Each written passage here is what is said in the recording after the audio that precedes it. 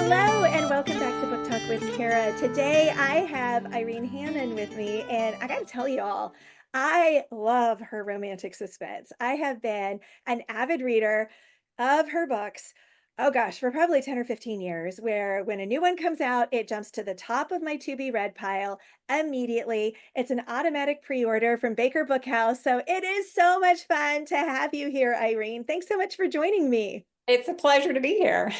And before we get started, do you want to just tell us a little bit about yourself and how you started writing? Well, it's been a long journey. I've been writing, honestly, as long as I can remember. I think people are born writers, born storytellers, and you can certainly get better at that. But I think there's this innate skill or this innate talent, like people who are artists. It's kind of like that with words.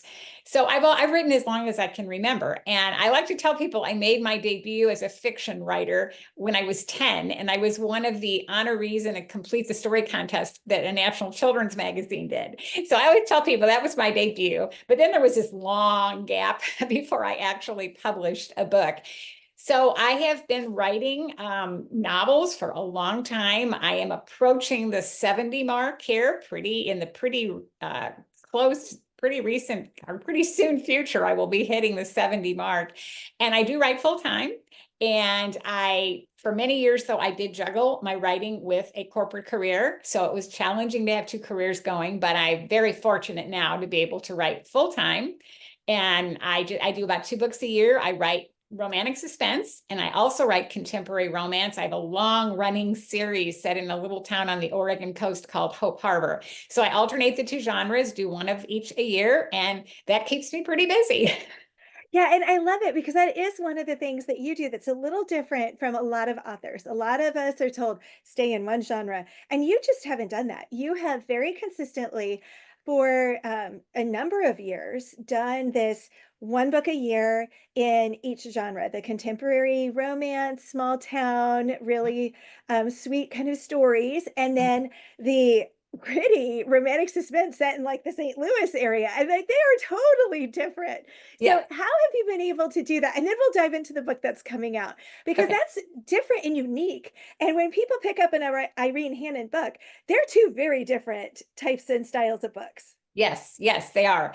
So I actually started it with contemporary romance, but not necessarily by choice, because what happened was I was an avid Nancy Drew reader when I was a very young girl. All the Nancy Drew Yeah. Oh, fans. loved Nancy Drew. What a wonderful role model for young girls. You know, Yeah. she's independent and smart and strong, and just what a great role model. So I read all of her books one summer, and she was my inspiration, I think, initially, those books to get me very interested in romantic suspense. So the very, very first novel I wrote, which I would really call it more of a novella, it was short, was romantic suspense. And it was really, really, really bad. It was terrible. I still have it. It's in the darkest corner of my closet where it will forever remain. I don't even think I let my mother read it, and she read everything I wrote. But I wrote it in an era that was pre-internet. So we're talking the dark ages. So the research piece was very difficult, and I didn't have any contacts in law enforcement or any of those areas.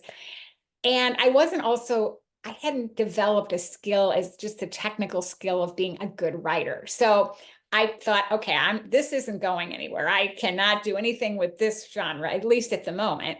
So I said, but maybe I can just do contemporary romance, because the other author I read growing up, who was an older writer when I started reading her, I think she wrote in the 40s. And I didn't discover her till decades later, but I loved her books, and they were contemporary romance with a hint of suspense, but I loved her book. So I thought, okay, well, I can't write the full out romantic suspense. I don't have these skills. I don't have the contacts, but I could probably write a contemporary romance. So that's what I did. So I launched my career with contemporary romance, and I wrote contemporary romance for a long time. And then finally, decided, okay, I have the internet now. I had one contact in law enforcement who opened the gates for me to so many other contacts. It's what's been incredible. All the people I now have, I can just call or email for information. And so I decided to write a romantic suspense. And I thought, I've published quite a few books at this point. This should be easy to sell, right? No, no, it was not, because first of all, it was trade length, and my others were more of the shorter contemporary romance. So it's trade length, new length for me. And it was also a new genre. Yeah. And trying to cross over from one genre to another, I had no idea it would be that difficult. But we tried and tried and tried to sell this book. And I kept writing. I had a 3-book series ready by the time the first book sold.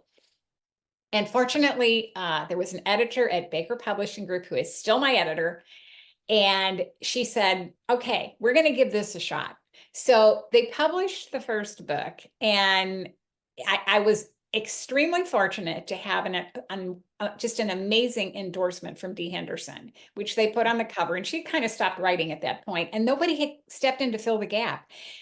And all of a sudden the book just took off, and it became a bestseller, and every book since has been a bestseller, and it launched my career to this new level. So after that was going pretty well, I broached the idea to my publisher, what about if I also write contemporary romance for you? What do you think about that? Longer trade Mhm. length, not the short ones. And they said, well, let's try that too. That's And awesome. yeah, and it worked. So now I alternate between the two, and it's been a great pattern for me for the last, I guess it's been maybe 12 years now. So Yeah, you've been at it for a while, and yeah, it's really fun to see because you had a publisher who was willing to break the rules, yes, and for you, it has worked extremely well because it yes, seems like all of the books are hitting the list, which is yes, they are. it's like lightning just keeps striking, which is fabulous, and it's just really fun to watch because so often there are kind of these rules that we're told we have to follow, and they make sense, but it's always fun to see when the rules don't apply, Yes, and yeah, it's been an amazing journey. And what's really funny is when the first romantic suspense hit the bestseller list, and I think that was in 2009. I'd have to go back and look. But a lot of people had never heard of me at that point. And so all of a sudden, I've made this bestseller list, and people think, oh, she's an overnight success. And I'm kind of laughing, thinking, oh, no, it wasn't an overnight success. I've been at this a long time. That's awesome. Yeah, Yeah, and that's how it often works. You know, you're yeah, doing the work, you're being disciplined, you're being faithful, and then all of a sudden, now other right, people are seeing it. right. And congratulations on being so close to 70 bucks. That's amazing. That's a lot of late nights, fingers to the keyboards, and Yes, just really discipline.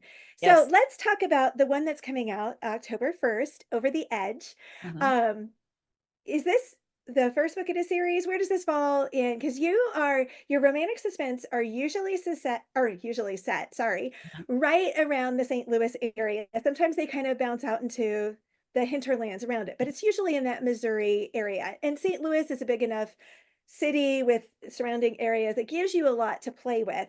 Yes. So tell us a little bit about Over the Edge and where you got the idea for it. Okay, so Over the Edge is book 2 in my Undaunted Courage series. And I should say up front for anyone listening or watching, when I write a series, every book can be read as a standalone. I don't carry plot threads from book to book. As a reader, I hate that.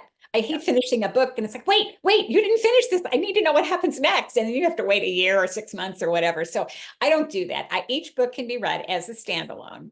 And in this series, I have what ties it together is that each book features a different sibling. They're foster siblings. So they were all three raised in grew up in very difficult environments and ended up in the foster system, and they were all adopted by the same family. So they are not bound by blood, but the Mhm. heartstrings tie them together, and it's an unshakable bond. And I love writing those kind of family dynamics where they are there for each other. They're very different, but they're there for each other through everything. So in this book, there were 2 girls and a boy that were adopted many years ago. And this book features the boy who is now grown up, and it's Jack Tucker, and he is now a police detective. And in this book, he has been named the lead on a very high profile murder. And he has one witness, and she's a personal chef. She was in the house at the time all this occurred. And she is kind of a little dicey witness because she's recently had another trauma in her life and within the past 18 months. And she was really was difficult for her to deal with. So now she's plunged into this second trauma because she's in the middle of a murder. And what happens is that strange things begin happening to her. And enough to make her start to question her sanity a little bit, certainly make Jack question her sanity. And she's his only witness. So this is a problem. And she doesn't, but she begins to think, okay, this is not, I'm not imagining this. I know this is happening. And she convinces Jack to start taking this more seriously. And he starts looking into it. And after a while, it becomes clear that it seems to be that someone is trying to destroy not only her credibility, but her life. So that's the gist of the story, as he's trying to solve this murder and also establish what's going on with his key witness.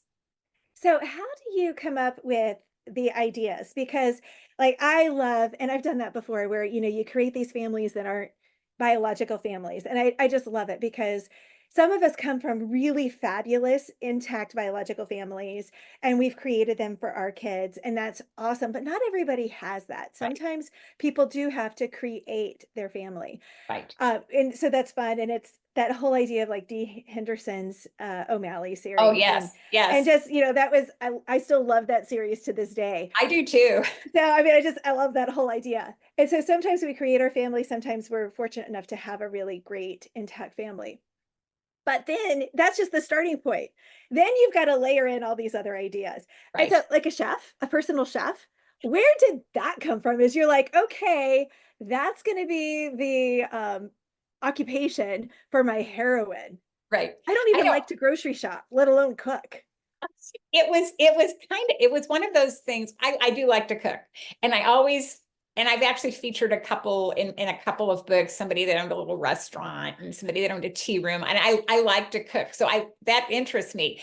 And for this book, what I needed a profession for the heroine that would get her into somebody's personal space, like a home, that on a regular basis. And I just thought, well, you know what? Why don't I just make her a personal shelf? Because the profession interested me, and I thought it'd be fun to research. And I like cooking, and I thought it gets her in the house. Perfect setup. So, and it worked out great. It just worked out great for this story. It fit what I needed for this story. So do you have like recipes or anything that you added into it? I didn't. No, I didn't do that. I always get that question with my Hope Harbor books, which are the contemporary romance, because there's certain things that are mentioned frequently in those books. And someday I should do a cookbook or something Yeah.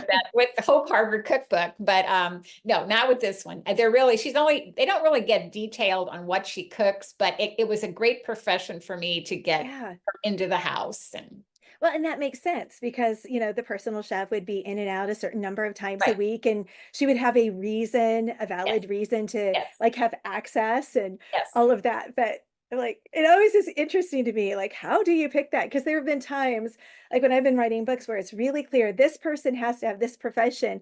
And right. then you can be flailing, going, I can't write anything until I know what the right profession is for the other main character. Yes, And you yes, could just be spinning your wheels going, I'm stuck until right, I can get that nailed right. in. Right, because I knew that Jack had to be a police detective Yeah. for this story. And then I thought, okay, well, she could have been a lot of different things, but the personal chef just dovetailed so well with the Yeah. storyline. And plus, I got to research personal chefs, so that was fun. Yeah. Well, and that is part of the fun of being a writer is we get to research all these different Yes, yes. aspects and angles, and you just never know what you're going to be researching No, next. you don't. And your question, you mentioned earlier, like what inspired you for the storyline in general. And I get that question a lot. And I am not one of those writers who has this file full of Yeah. story ideas that I will never be able to write until if I was 100, because I hear that from a lot of writers. And I think, oh, I Yeah. wish I was like you, because I'm not. I Yeah. start from scratch every single time. I don't have a file to go to look at. So I tend to just start to I browse the internet, and I pay more attention to situations I see, and I listen to conversations, and I look at things in the paper, and I wait for something to catch my interest. And usually when I'm starting a book, there's only one book in all of the books I have written in my life that I can point to the exact moment and know exactly what triggered the story idea. Only one time. And Oh it's my just, gosh. yeah, just once. Yeah. So this was not the book. So I was just doing lots of research and things. And what happens with my process is a little seed will get planted, or I'll pull out a little thread and I'll think that sounds interesting. And then I start to pull in other threads. One other writer that I know uh, has a similar process, and she talks about it as a spider web. And you start to pull in threads until finally you create this entire web. And by the time you're finished, I can't go back and say, well, that was the first thread, because Yeah. they've gotten so interwoven that I can't remember what actually started the book, other than that one exception. But with this one, somebody else asked me this question, and in hindsight, there was a movie from many, many years ago that starred Doris Day and Rex Harrison, and it was called Midnight Lace. And I remember it was a really good movie, and it was this situation where it appeared someone was trying to drive her crazy. No evidence to support anything she said, but that's what it looked like. And of course, there was a nefarious plot in the movie. And so I wasn't consciously thinking of that movie when I started this book or came up with the idea, but I'm sure it was in my mind somewhere, because Yeah. it had made such an impact when I watched that movie. So, my ideas, just who knows where they come from. They, Yeah. they just start, and then I just go. So, I love that. And normally I'll have one newspaper article that I saw online that mhm, is like ooh, that's interesting. mhm. But then like how I get all the other layers and how I twist it up, Yes, I don't yes, always know that. But usually I could say, oh, I was here when I saw this article or this headline, and I yes, started going, huh, well, but what if? And then right, there's that initial twist. right, But then you've got to pull in so many others because one right. twist isn't enough. Yeah. But, with Beyond Justice, it was like, it was this and this and this, and I was sitting here when I saw the initial headline, and then Mhm, I was for Imperfect Justice, it was this, and I was right, sitting here when I saw that, but then I yeah, had to go and I took this experience and this experience and this and this and this, and then right, Delayed Justice, it was this, and then right. but you have to twist it up. So, Yes. like, I normally have that initial germ, Mhm. but then it's the spider web, because when you're writing suspense, there has to be this elaborate Yes, thread of yes, twisting, and so I do yes. like the spider web analogy. And normally, I don't know about you, but if like I've got a book due in December, and I know like a lot of the webbing, but it's hard. It's really hard to get it started. And I've Mhm. been spending like the last month trying to get the book started. And I'm like, okay, why am I beating my head against the wall? And I realized the other day it's because the hero's not fleshed out enough. I know Okay. everything else that's going on, but the hero is still kind of amorphous. I Yes, know some things, but not enough. And right. usually the heroes are the easy part for me. I don't know why, but I've had editors tell me, you're like a hero factory. These are great. And I'm like, why, thank you. Now, if I could just get my heroine styled in. But this one, I'm like, the hero's a little flat. And so I'm like, I just need to take a couple days and really flesh out the hero. And then I Mhm. think it'll all start clicking. Right. But I was like, for whatever reason, I keep going back and forth even on his name. And I'm like, that's weird. That's Huh. weird. Yeah. Well, but yeah, and you that initial phase of starting to make this web, and finding all your pieces and fitting them together, I find that it's interesting, but it's also a little unsettling, because you Yeah. don't know where it's going or if it's going. Yeah. My poor husband would tell you, when I'm in that phase, he just kind of walks a white circle around me, because it's like I don't think I'll ever be able to make this work. Exactly. And Yeah, then they're like, but you've done it that's 67 other times. exactly, You'll be exactly. fine. No, And right. That's exactly what he said. And of course it always does. So far, it's always worked out. But it's a very intense process to yeah. try to do that. Your brain is working overtime trying to get all of this worked out. And so I find that, for me, is the hardest part of getting a story written. And the other thing that I always feel like is, unless I'm putting words on the page, I'm not being productive. Yes. So that phase, I know intellectually it's productive and it's necessary, but it Yeah. doesn't feel like I'm doing anything. I know. And Yeah. I've had to, and it took me to about book 35 because I'm working on book 43 right now. Whoa, well, you're way up there too. But it was like that. It really took a long time before I went, no, this is actually part of the process. Give yourself permission Yes, because if I do the work earlier, then I'm yes, more productive later. yes. But it feels so unproductive because the type A in me wants to see that word count going up. Exactly. I'm exactly the same way. Yeah. So, but I've kind of learned, okay, I have to go through this every time, and it takes how long it takes. Yeah. That's one of the processes that I can't rush, or I can't put it as much of a time limit. When I'm in the writing mode, I have a page count every day. I know I have to hit that page Yeah. count so I can see it. I know I'm being productive. That phase, there's nothing to measure. So it's just, Yes. yeah, it feels like you're not doing anything that's worthwhile. Yeah. So yeah, It's so frustrating. And it's, you can have all the Stephen King quotes, the boys in the basement are doing their work. I'm like, yeah, but no, you can't measure it. You right, can't exactly. measure it. Just right, right. And I'm like, I the know. JD MBA is like, where are the results? Right, right, right. And the results are you don't have that middle where you're like, okay, well, now I got to kill someone to get it going again because I Right. don't. And when you're writing suspense, that works. When you're doing a contemporary romance, it's a little harder. A little harder to do that. Yeah.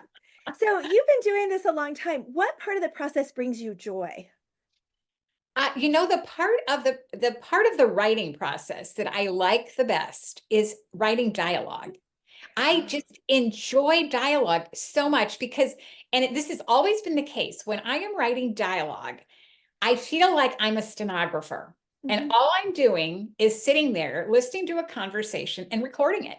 Oh, that's And fun. it's fun. It just happens. It's the conversation and the dialogue just comes for me so easily. And it's just fun. It's like I'm just listening in on their conversation and writing. And so that's that. I just enjoy that a lot. That is really fun for me. Oh, I love that.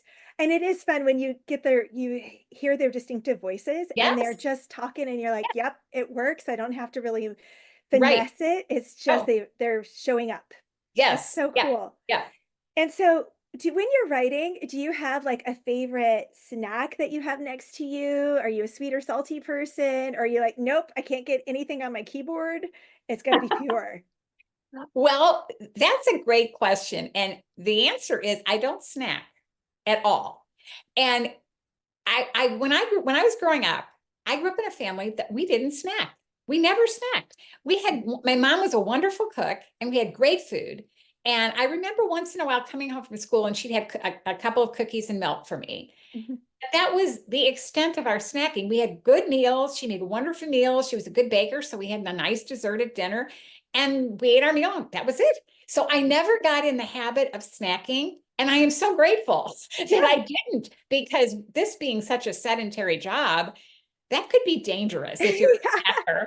And I'm just great. I've never changed that pattern.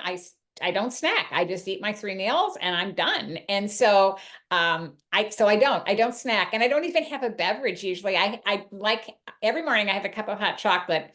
And so I usually bring that to my desk when I start. So that starts me off on the day, but that's it. I just don't snack. So again, I'm really grateful that my mother never Yeah. instilled that habit in me. That's awesome. So is your writing rhythm that you write in the morning or what's like your sweet spot time wise? I'm at my desk all day, Yeah. literally. I mean, now that I'm a full-time writer, I am at my desk all day. And the way my schedule usually works is I go to my desk by eight-ish roughly, and I do all my social media and my email and do all that stuff. Then I take the work I did the day before and I revise. So I do Mhm. all my revisions from my work the day before. And those two things can sometimes take me till lunchtime. So it's not till afternoon that I typically launch into the new work. And then I'm there until I hit my page count. And sometimes I make it by 5, sometimes I don't. So I'm back after dinner. So yeah, I work all day for sure, every day. And Yeah. I do the 2 books a year, 2 big books a year. So they're like 90 plus thousand words. But I know there are writers out there, and I'm thinking of somebody like a Nora Roberts who writes 4 or 5 of these big books a year. And I'm thinking, Wow. my time is packed with 2 books. So I'm just in awe of people who can produce more than that. I don't know how they do it. It just is. just boggles my mind. I know. Yeah, because there are just people who are so, I mean, there have been times I've written 3 or 4 books a year, but they've been the shorter books. And so when Mhm. you're looking at mine tend to be closer to 100. I try to hit 90, and then they end up having one too many subthreads, I think. Yeah, I know. Um, I've gone as high as 115. And yeah, now with that one, I thought, must my publisher going to say anything about yeah, this? They didn't, because there wasn't much, there's not really much fat in my books. There was yeah, not a lot I could have cut. But typically my suspenses are in the 95 to 100 thousand. And yeah, my contemporary romances usually are 90 to 95 too. So they're big books. And when yeah. I was writing the shorter romances, I think there was a year I might have written 3 or 4 at my biggest year, but those were again shorter books. So yeah, Yeah. I don't know these people that turn out these 90,000 word books and there's 4 or 5 a year. And I think, when do you sleep? Yeah. So, last question. Are you a plotter, pantser, or plantser? Kind of in between. Yeah. I do a lot of upfront research because I feel like I have to know my characters really well. Not that they don't surprise me as I write, and not that I don't learn more, but I have to know the basics pretty well. So I spend a lot of time on character development. I do lots of research as the plot begins to form in my mind. So I spend a lot of upfront time doing that. And then I think really hard about, where does this book need to start? Because, the starting point of a book Mhm. is so critical. It's got to be where the reader knows in the first sentence, if possible, that this character's life is never going to be the same again. You've got to pull them in immediately. So I spend a lot of time finding where is the perfect place to start. And once I've done my research and I have my characters and I know where to start, I just start. So I do not plot chapter by chapter, scene by scene. I don't do any of that. I just have my background pretty worked out, the opening moment, and I just go. Oh, I love that.